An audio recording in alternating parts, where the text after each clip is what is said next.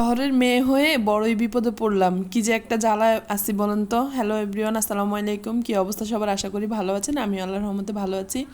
আপনারা সবাই তো আমাকে ভুলেই গেছেন, কারণ কয়েকদিন ঈদ গিয়েছে ধরে ভিডিও দিই না, সেজন্য আপনারা একদম আমার পেজের অবস্থাও খারাপ, আর আপনারাও আমাকে আনফলো টলো করে একদম একাকার অবস্থা করে দিয়েছেন। যাক আলহামদুলিল্লাহ, যারা আমার ভালোবাসার মানুষ তারা আমাকে আনফলো করেনি, আর যারা ভালোবাসার মানুষ না তারাই আনফলো করেছে। তো আমি একদমই মন খারাপ করি না, কারণ এটা আমার সোশ্যাল মিডিয়া আমার ভালো লাগার জন্য আমি করি, কিন্তু আমার এটা দিয়ে যে চলতে হবে এটাই আমার যে পেশা এমন কোনো কারণ না। তো আজকে আমি ভাবলাম যে কি খাবো, হঠাৎ করে বরগের মরিচ খোলা খেতে ইচ্ছা করলো, তাই আমি নিচে নেমে গেলাম সকাল সকাল। নিচে নেমে আমার বাসার পাশে এখানে কলা গাছ আছে, আর এই যে দেখা যায় আমি নারিকেল গাছ লাগিয়েছি আলহামদুলিল্লাহ। এগুলো আমার লাগানো গাছ, নিজের হাতে। আর এটাও আমার লাগানো গাছ, কাঁঠাল গাছ।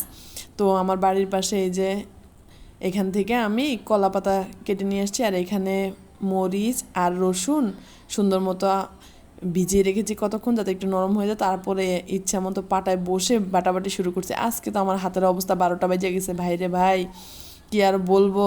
এই যে কতক্ষণ পর পর যাই আমি হাত ধুই, হ্যান্ড ওয়াশ মনে হয় যা ছিল সব শেষ করে ফেলছি আজকে, তারপর আমার হাত জ্বলা কমে না।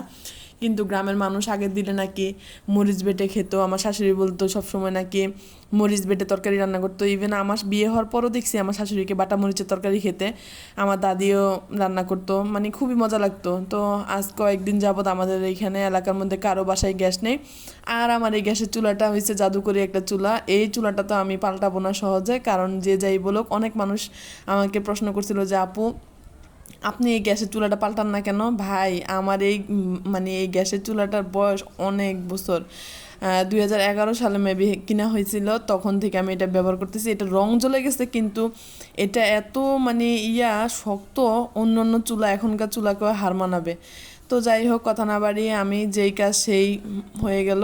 এখানে আমি মেলা যুদ্ধ করলাম এগুলো নিয়ে।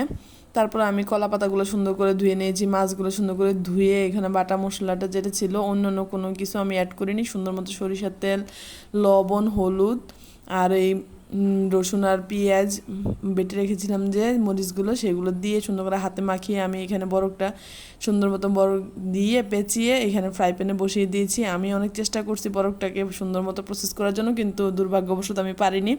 যেহেতু আমি এত পাকা রাঁধুনি না, সেজন্য আমি পারিনি। মানে গ্রামে থাকলে যদি করতে করতে আমার একটা অভিজ্ঞতা হয়ে যেত। তারপর আলহামদুলিল্লাহ অনেক মজা হয়েছে। যদিও এটা আরেকটু যদি গ্যাসের মধ্যে রেখে হালকা বা কয়লার আগুনে যদি রাখা যেত, তারপর অনেক মজা লাগতো এটা। গ্যাসের চুলাতে এত বেশি ভালো লাগে না, এটা সমস্ত লার্কির চুলাতে বেশি মজা লাগে। যাক আলহামদুলিল্লাহ, তারপরে পেরেছি জামাইয়ের কাছে প্রশংসার পাত্র হয়েছি। বলছে যে অনেক মজা হয়েছে খেতে। তো কার কার কাছে কেমন লাগলো কমেন্ট করে জানাবেন। আল্লাহ হাফেজ।